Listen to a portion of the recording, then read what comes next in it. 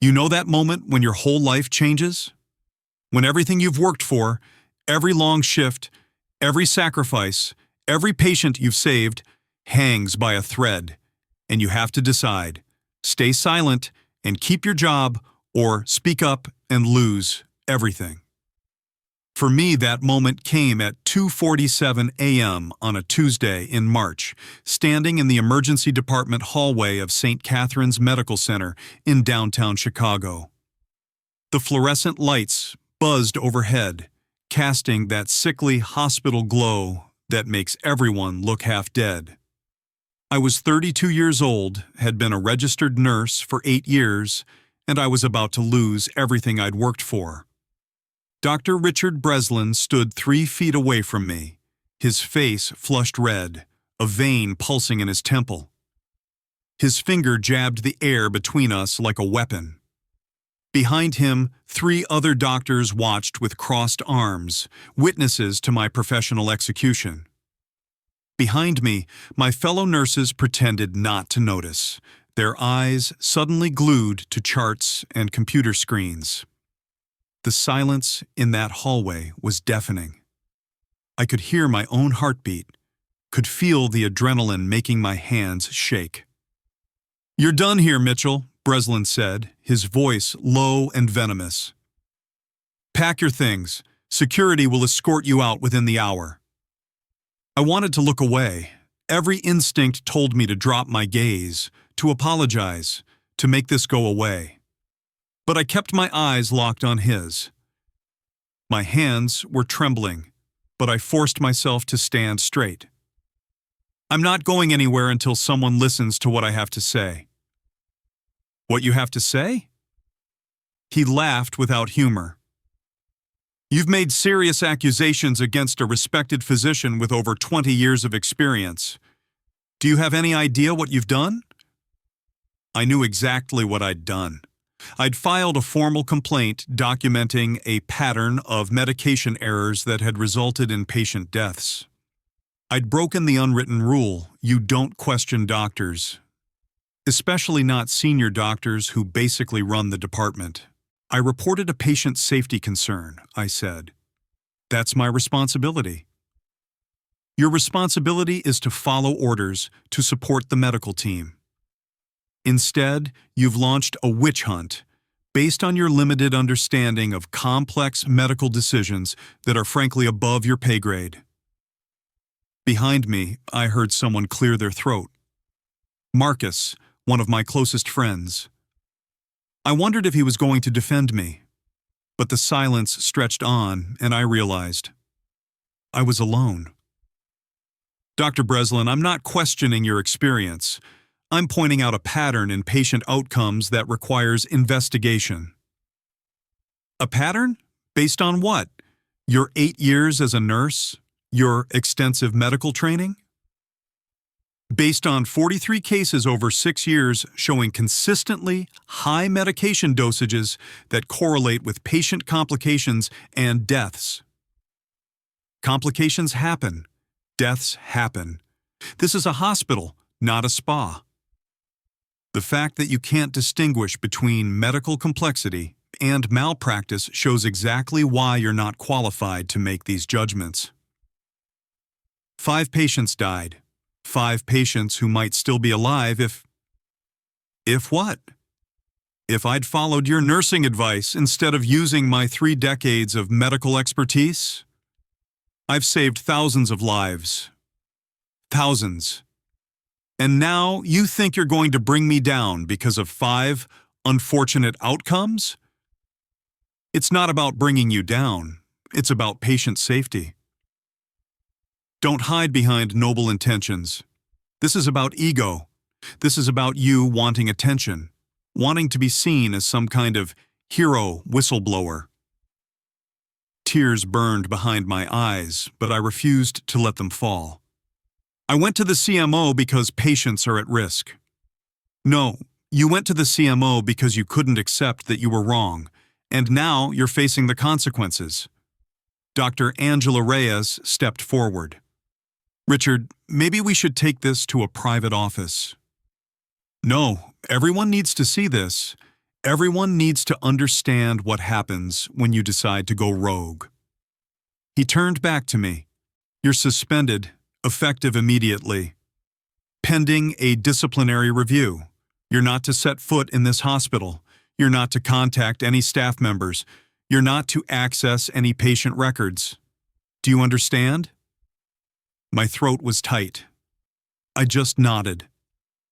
Good, now get out of my department.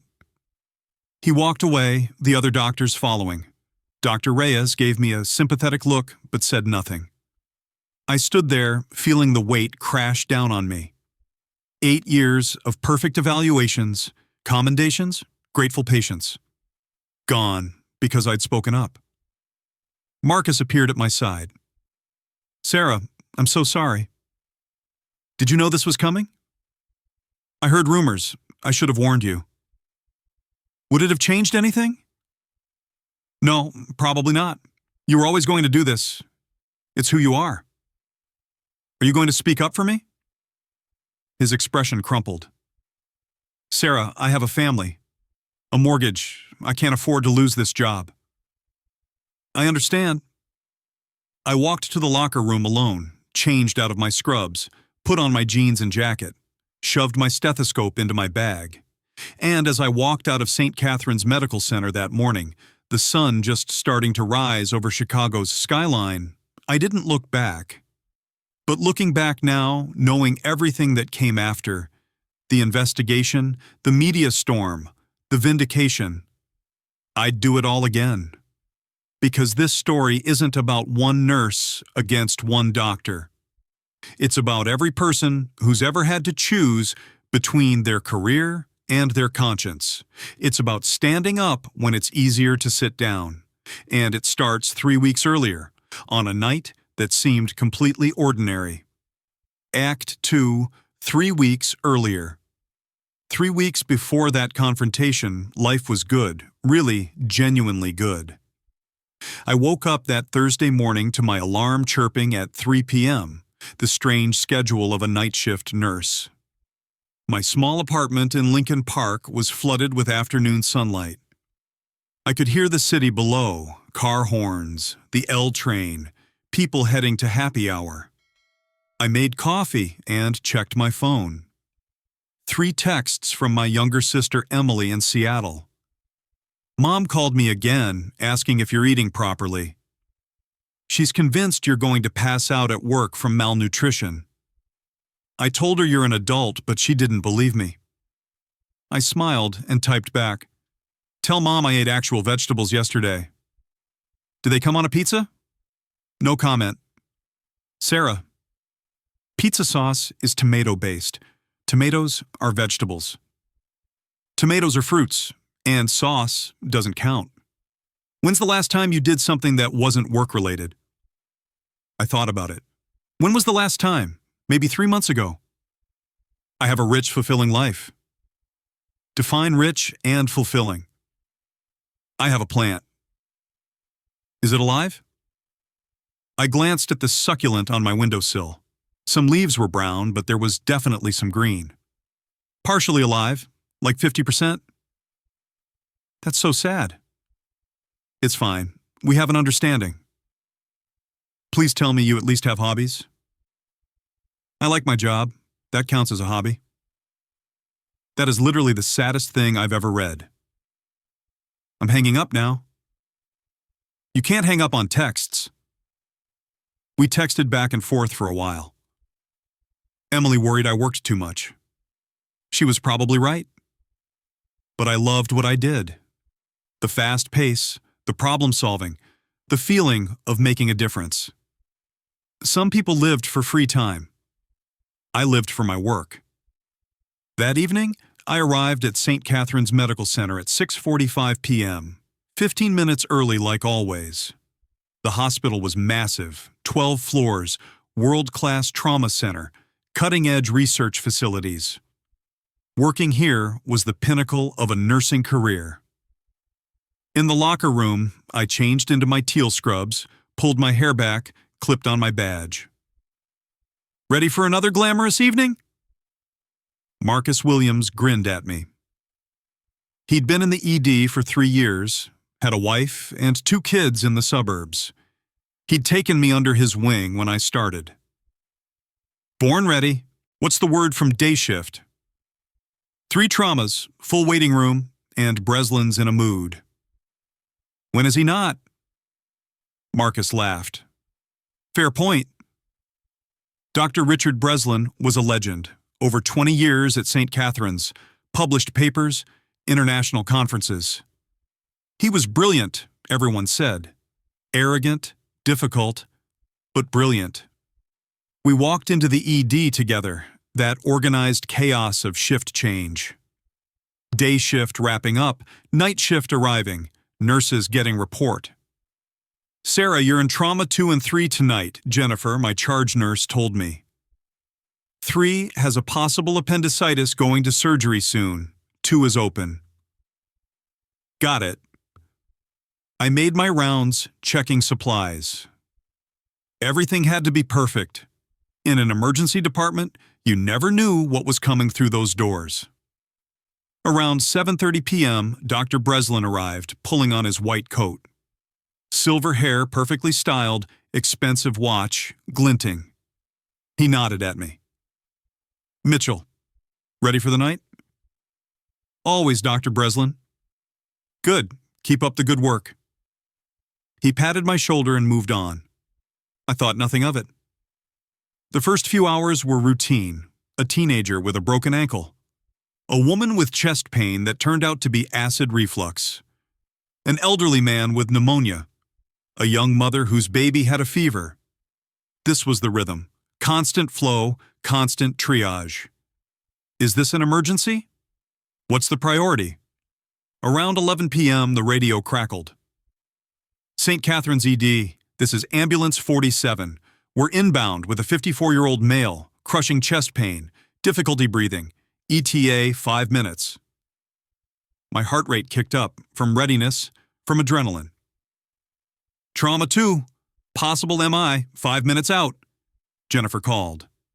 I moved fast, checked the equipment, defibrillator, crash cart, oxygen, IV supplies. In cardiac cases, seconds mattered. The doors burst open. Paramedics wheeled in a gurney. The patient was middle-aged, clutching his chest, face gray with pain and fear. Sweat poured down his face. This is John Davidson, 54, construction worker. Chest pain started about an hour ago, progressively worsening. We transferred him to our bed. I started attaching monitoring leads. Mr. Davidson, I'm Sarah. I'm your nurse. Can you describe your pain? It's like an elephant sitting on my chest. Can't breathe right. We're going to take care of you. Dr. Morton rushed in. Talk to me. I gave him the rundown while establishing a second IV, drawing blood, preparing medications. Get me an EKG, Page Cardiology. This looks like a STEMI. STEMI, massive heart attack, the kind where you need immediate intervention or you die. I grabbed the EKG machine, placed the leads with practiced precision. Dr. Morton grabbed the results. Yeah, that's a STEMI. We need the cath lab. Who's on call? Dr. Breslin. Page him stat. While we waited, I stayed with Mr. Davidson, administering medications, trying to keep him calm. Am I going to die? I squeezed his hand. You're having a heart attack, but we caught it early. Dr. Breslin is one of the best. He's going to fix the blockage in your artery. You're going to be okay. I believed it when I said it. Dr. Breslin arrived within 20 minutes, moving with controlled urgency. He reviewed the EKG, examined the patient. Definite STEMI. Let's get him to the cath lab. Time is muscle, people. We wheeled Mr. Davidson through the halls to the catheterization lab, where Dr. Breslin would thread a catheter through his artery to his heart and open the blockage. Sarah, you're staying for the procedure. Yes, doctor. The procedure took about an hour. Mr. Davidson was sedated but awake.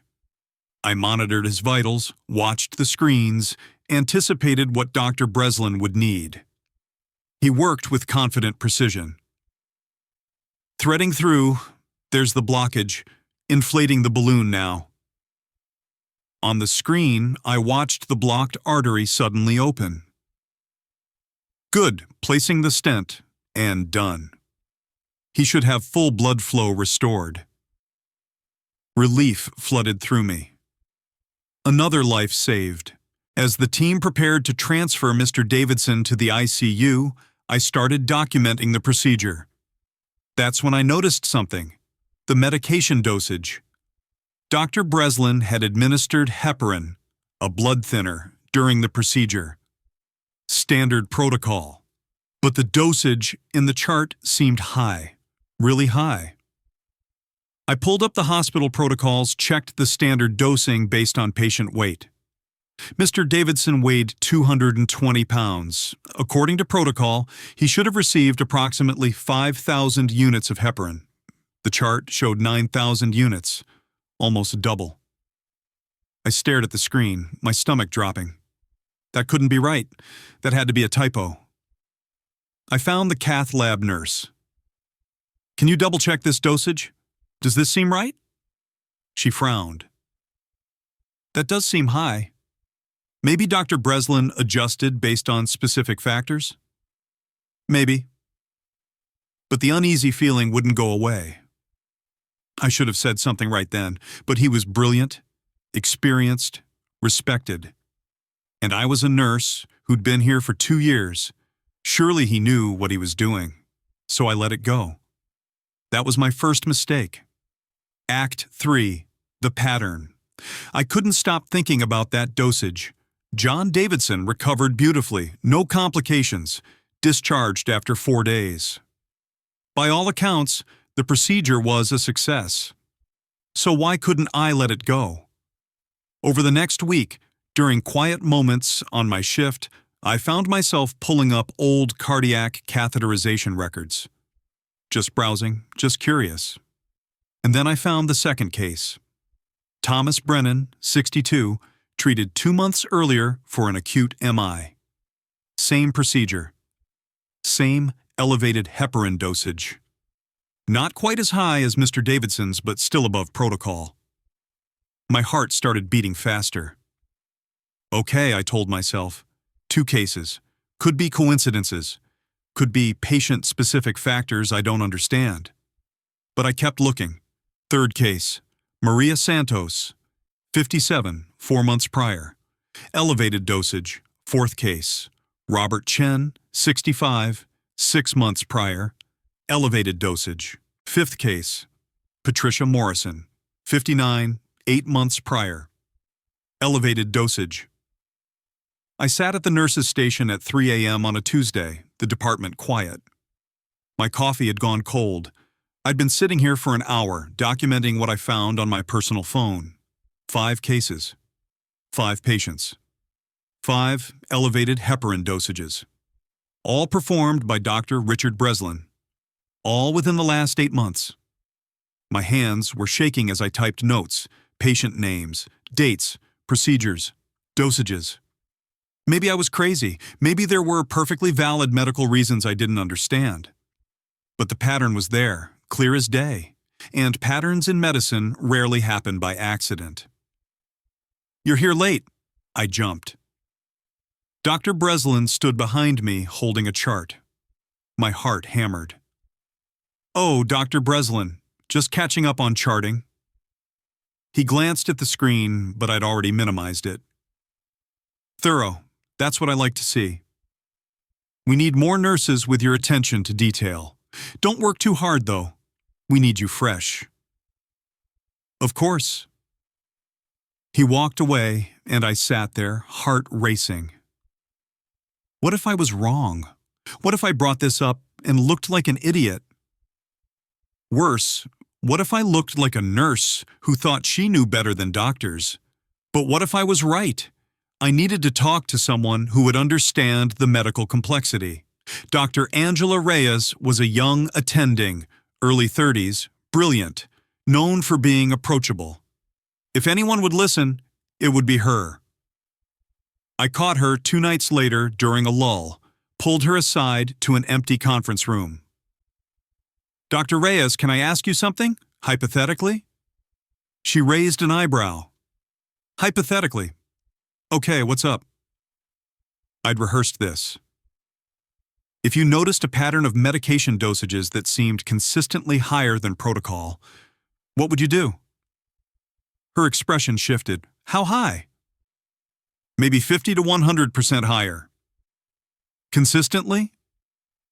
"Yes, multiple cases. Same procedure, same medication, same pattern." She studied me.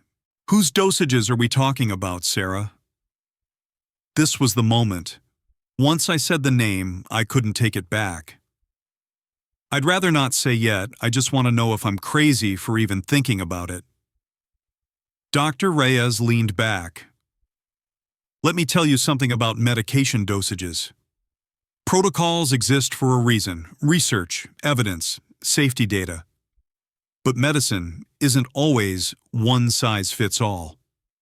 Sometimes experienced physicians adjust based on patient-specific factors that might not be immediately apparent. I understand that, but if you're seeing a pattern, if it's not just 1 or 2 cases but multiple cases showing the same deviation, then yes, that's worth investigating. Because patterns usually mean something. Either there's a valid medical rationale that needs to be documented, or there's a problem. So what should I do? Document everything, every case, every dosage, every outcome. Then bring it to your nursing supervisor through proper channels. There's an incident reporting system for exactly this kind of concern. "But what if I'm wrong?" She gave me a sympathetic look. "Sarah, if you're wrong, then you're wrong. They'll review it, explain the rationale, and everyone moves on. But if you're right, and you say nothing, and a patient gets hurt, you won't forgive yourself." I knew she was right. That night after my shift, I went home and sat with my laptop open to the hospital's incident reporting system. My fingers hovered over the keyboard. Once I filed this report, there would be an investigation. Breslin would find out. People would take sides. It could get ugly. My phone buzzed. "Emily?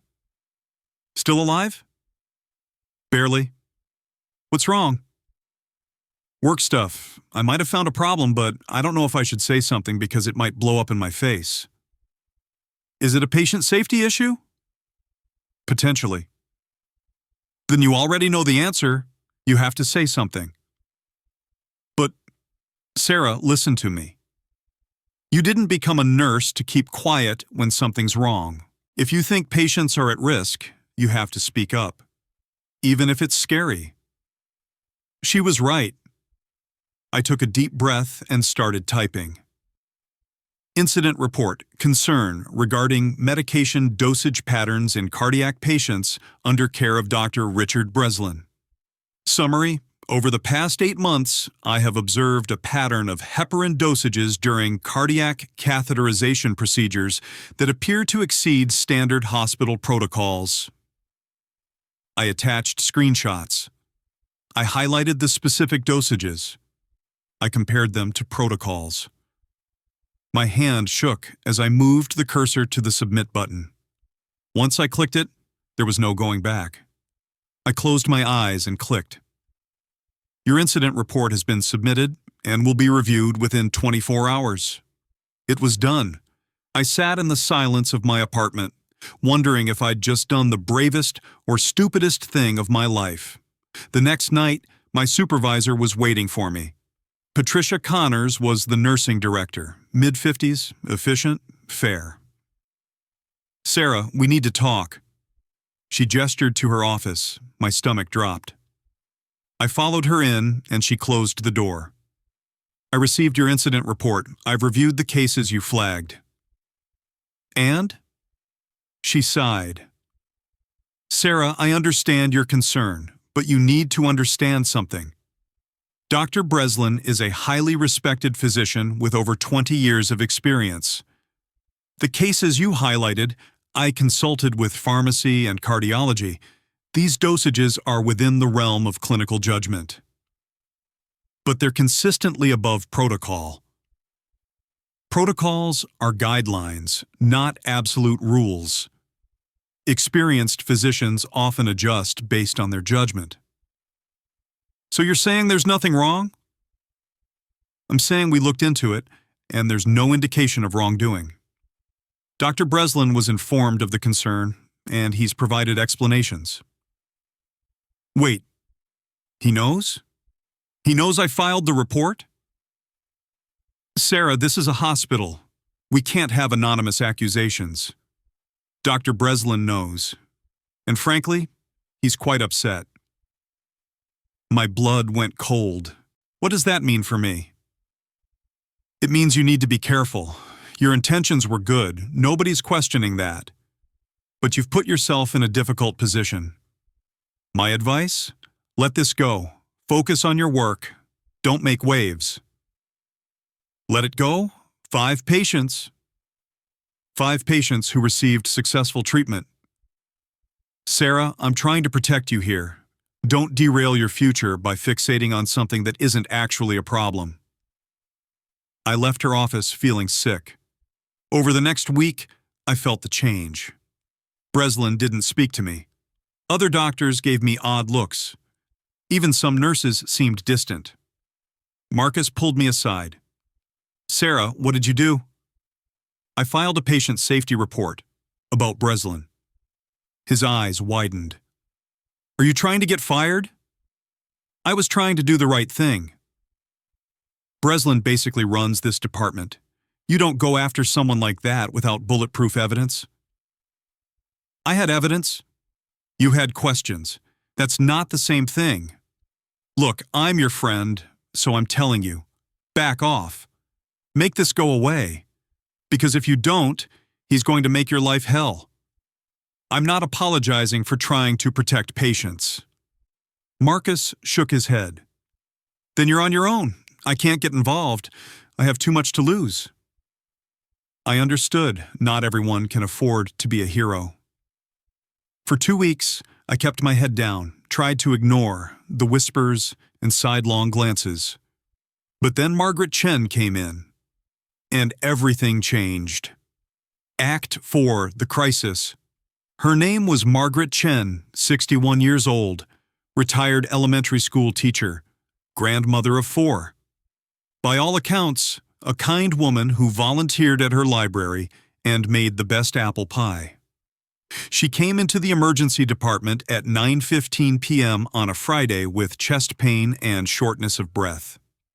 I wasn't assigned to her case. I was in Trauma Bay 1, treating a teenager from a car accident. But I could see Dr. Breslin and his team working on her in Bay 4. I watched as they ran the EKG, as Breslin reviewed the results, as he made the call, STEMI. Massive heart attack. They wheeled her to the catheterization lab at 9:45 p.m. She's going to be okay, I heard Dr. Breslin tell her husband in the hallway. The husband, a small, elderly man with worry in every line, nodded frantically. Please, please save her. She's my whole world. I will do everything I can. I went back to my work, finished with my patient, moved to the next case. Around midnight, I heard the overhead page. Code Blue, ICU 3, Code Blue, ICU 3. Someone's heart had stopped. It happened. People died despite our best efforts. I thought nothing of it. Not until my break at 2 a.m. when I overheard 2 ICU nurses talking. Did you hear about the code on 3? Yeah, did they get her back? No, she died. It was that cardiac cath patient Breslin brought up. What happened?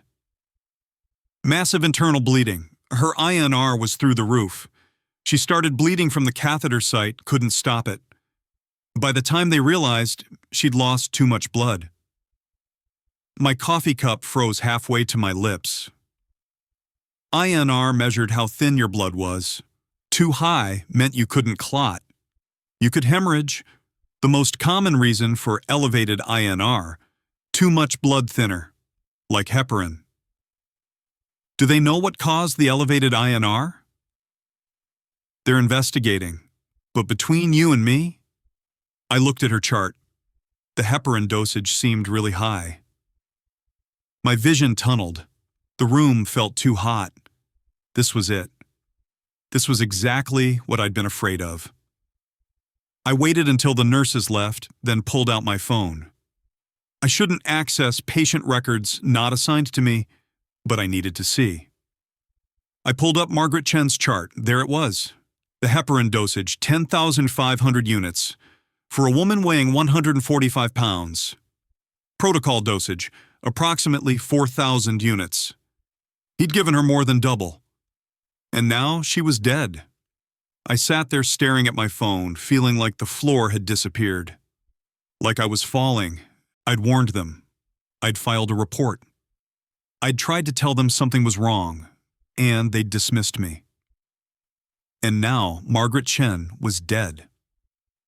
I don't remember finishing my shift. When 7 a.m. came, I grabbed my things and went straight to Patricia's office. She was just arriving, hadn't even set down her coffee. "Sarah, Margaret Chen is dead." She stopped. "I know, I heard. It's tragic. Did you see her chart? Did you see the heparin dosage?" "Sarah, there's going to be a review. Standard procedure for any unexpected death." "A review? Patricia, this is exactly what I warned about.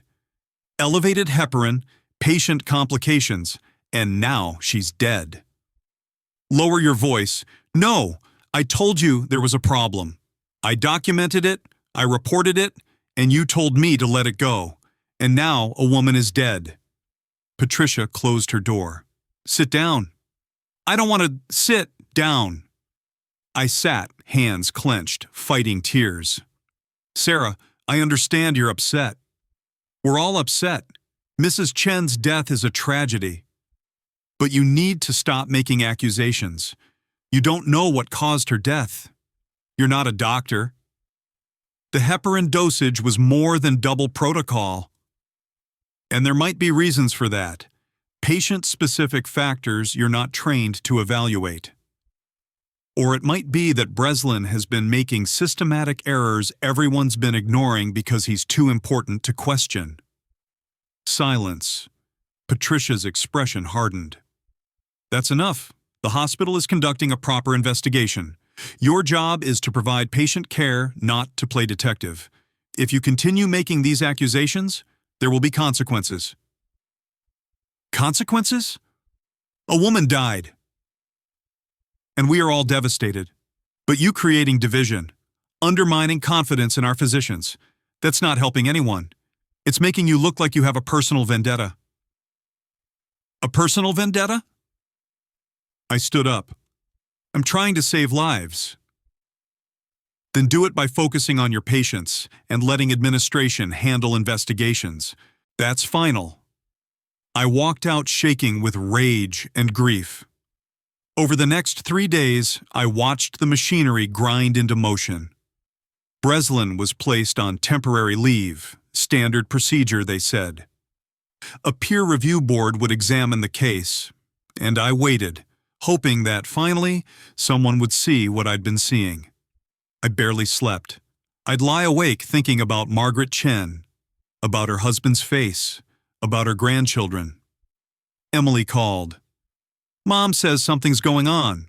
Are you okay?" "I'm fine." "You don't sound fine." "I am exhausted." "What's happening?" "Just work stuff. I'll tell you later." "Promise?" "Promise." 2 weeks after Margaret Chen's death, the peer review board released their findings. I was in the break room when Patricia called me to her office. I knew from her voice what the news would be. She handed me a printed report. No evidence of negligence or malpractice. Dosage decisions were within acceptable range of clinical judgment given patient's condition and risk factors. Death attributed to unforeseen complications despite appropriate care. I read it 3 times, unable to believe what I was seeing. They cleared him? Yes. But the dosage... The board reviewed everything. They found no wrongdoing. So Margaret Chen just died? And that's it? Mrs. Chen had multiple risk factors. These outcomes happen sometimes. I stared at her. I can't believe this. Sarah, you need to let this go. Dr. Breslin is being reinstated. And I need you to understand, your relationship with him has been damaged. He's requested that you be transferred off the night shift, away from the emergency department. He's what? You'll be reassigned to a medical floor, effective next week. That's retaliation. That's a personnel decision made by your supervisors. If you have a problem with it, take it up with HR. This is insane. I tried to save lives and I'm being punished? You made serious accusations that were investigated and found to be without merit. Dr. Breslin has every right to request changes to his working environment. I left her office in a daze. For 3 days, I didn't go to work. I called in sick. I stayed in my apartment, unable to move. Emily called every day. Sarah, please talk to me. On the 3rd day, I finally told her everything. She was silent for a long moment. You need to fight this. There's nothing to fight. They cleared him. They just haven't listened yet. Sarah, if there really is a pattern, you can't let this go. You can't let them silence you. I'm one nurse. He's a powerful doctor. Who's going to believe me? I believe you, and I bet you're not the only one. Her words stayed with me. That night, I opened my laptop and started digging deeper. Not just Breslin's recent cases, all of them. Years of patient records. And what I found made my blood run cold. It wasn't just 3 cases. It wasn't just Mrs. Chen. There were dozens of patients with unusually high medication dosages. Most survived, some had complications. 5, including Mrs. Chen, had died. All under Dr. Richard Breslin's care. All labeled as unforeseen complications or acceptable risks. I printed everything. I documented everything. I compiled a report that was 50 pages long. And the next morning, I didn't go to my new assignment. I went straight to the hospital's chief medical officer. And I handed him the evidence. My name is Sarah Mitchell. I'm a registered nurse in your emergency department. And I have proof that Dr. Richard Breslin has been making systematic medication errors that have resulted in patient deaths. Act 5, the confrontation.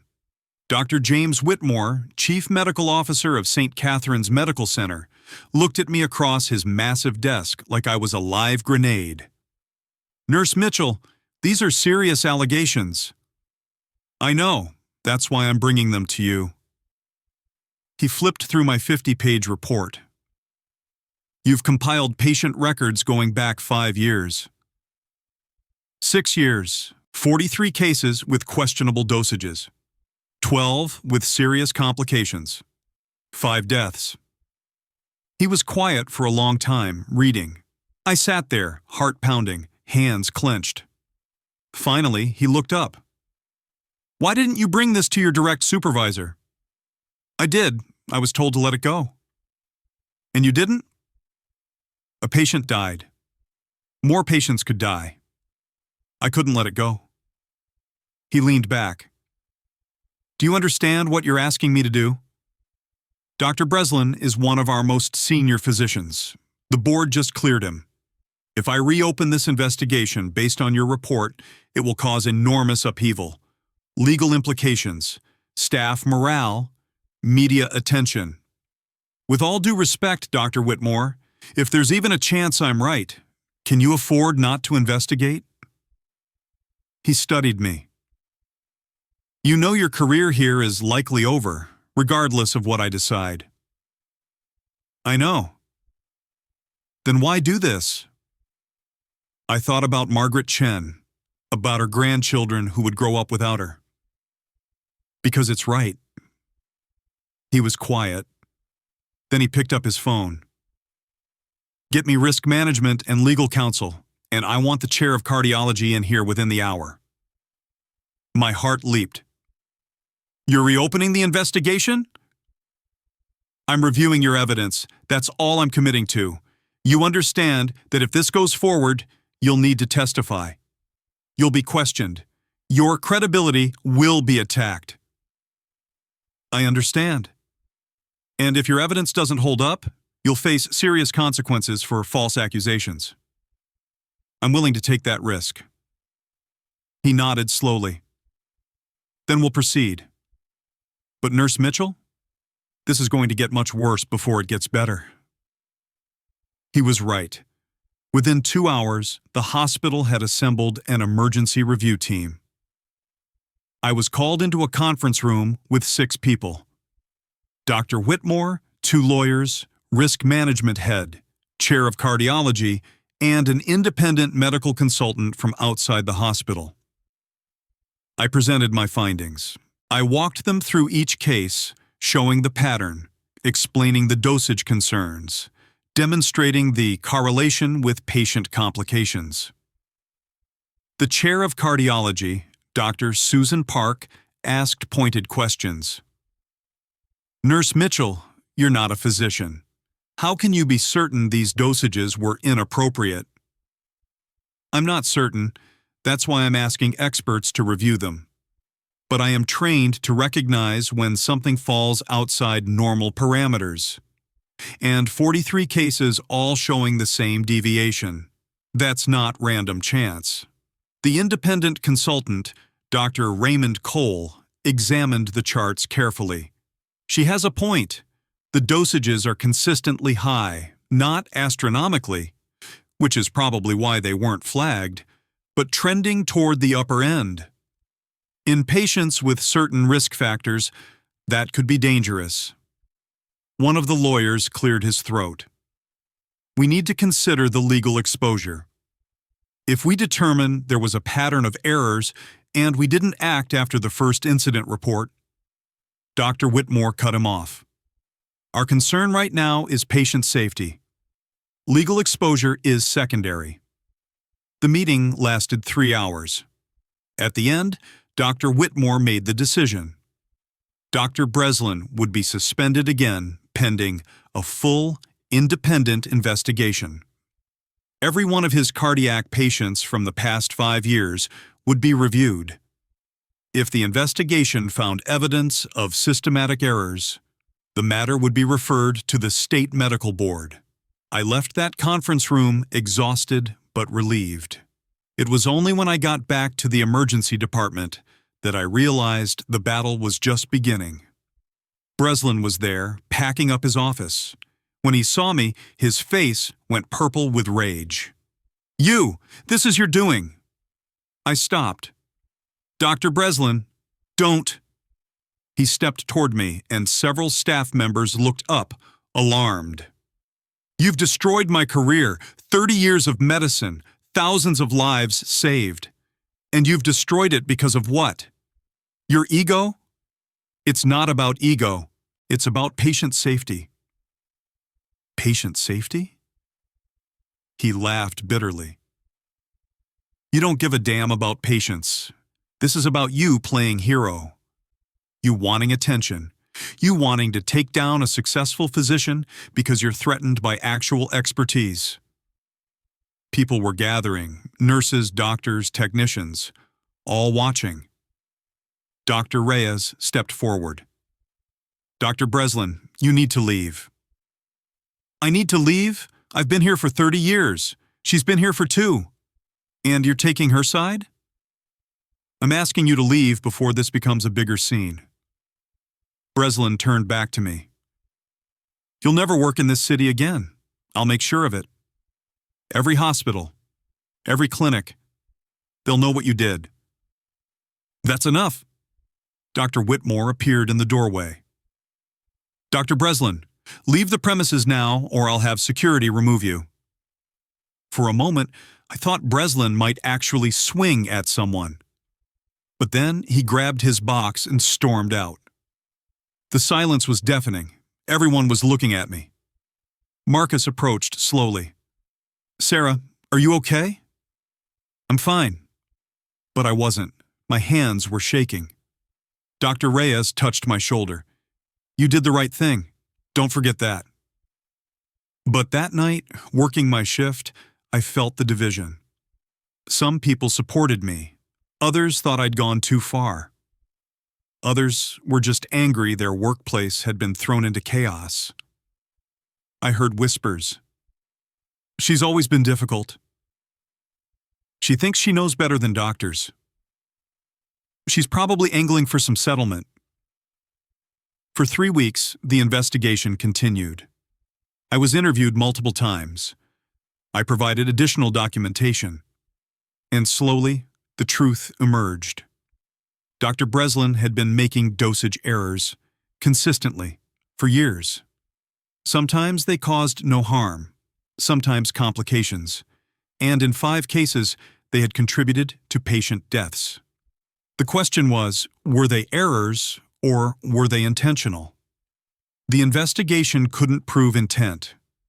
Maybe Breslin genuinely believed he was practicing good medicine. Maybe he was cutting corners, being careless. Maybe his confidence had made him stop following protocols. Whatever the reason, the pattern was undeniable. The state medical board opened their own investigation. Breslin's license was suspended. The hospital reached out to families of affected patients. And I waited. Finally, 6 weeks after I'd walked into Dr. Whitmore's office, I was called back. He sat across from me, looking exhausted. "Nurse Mitchell, the investigation is complete. Your concerns were valid. Dr. Breslin's medical practices showed a pattern of deviations from standard protocols that resulted in patient harm. The hospital takes full responsibility for not identifying this pattern sooner. We're implementing new oversight procedures." Relief washed over me. "Thank you." However, the situation has created significant tension in the emergency department. Several staff members have expressed concern about working with you. My stomach sank. "Are you firing me?" "No, but I am offering you a choice. You can return to the emergency department and work to rebuild those relationships. Or..." He slid a paper across the desk. "Northwestern Memorial Hospital has reached out. They're impressed by your integrity. They're offering you a position in their emergency department, with a substantial raise and a leadership role developing patient safety protocols." I stared at the paper. Leave St. Catherine's, start fresh somewhere that valued what I'd done. Or stay and fight to rebuild. "Can I think about it?" "Take a week, but Sarah? What you did, standing up when no one else would, that takes courage. This hospital failed you. We should have listened the first time. I hope you know that." I left his office in a daze. Act 6. The resolution. That night, I went home and sat on my couch for a long time, just thinking. My phone rang. "Emily." "Mom told me the hospital cleared you. Sarah, I'm so proud of you." "Thanks." My voice sounded hollow. "You don't sound happy." "I don't know what I am. They offered me a job at Northwestern. Better pay, leadership position." "That's amazing. Are you going to take it?" "I don't know. Part of me wants to. Part of me wants to stay at St. Catherine's and prove that I belong."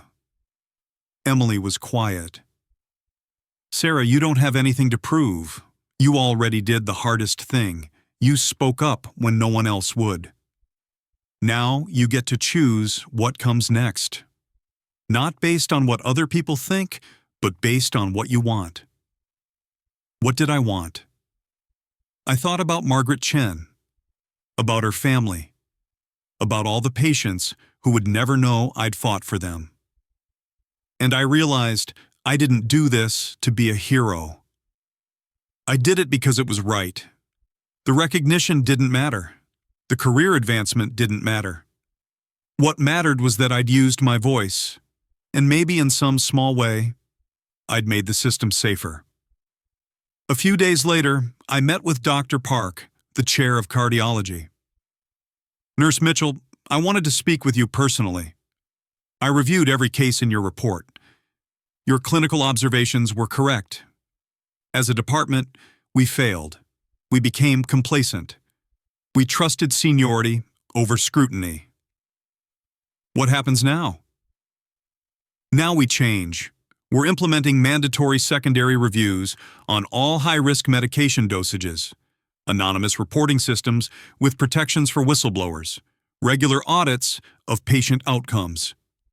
You exposed a systemic problem, and while the process was painful, you may have saved countless lives. Or I may have just ended one doctor's career. If his career ended, it's because he chose to deviate from standards of care. That's not on you. I hope you stay at St. Catherine's. We need nurses like you, people willing to speak up even when it's hard." I thought about her words that night. In the end, I made my decision. I took the job at Northwestern, not because I was running away, not because I was afraid, but because I realized I could do more good somewhere that already valued what I had to offer. My last day at St. Catherine's was bittersweet. Some people were happy to see me go, but others, Dr. Reyes, Marcus, several younger nurses, pulled me aside. "Thank you for what you did," one said. "You showed us it's possible to speak up, that we don't have to stay silent when something's wrong." Marcus hugged me. "You're going to do amazing things. Northwestern is lucky." Dr. Reyes handed me a gift, a framed photo of the emergency department team. "So you remember the good parts." I looked at the photo, all of us in scrubs, smiling, before everything fell apart. "I will." 2 months later, I started at Northwestern Memorial Hospital. My official title was Emergency Department Nurse and Patient Safety Advocate.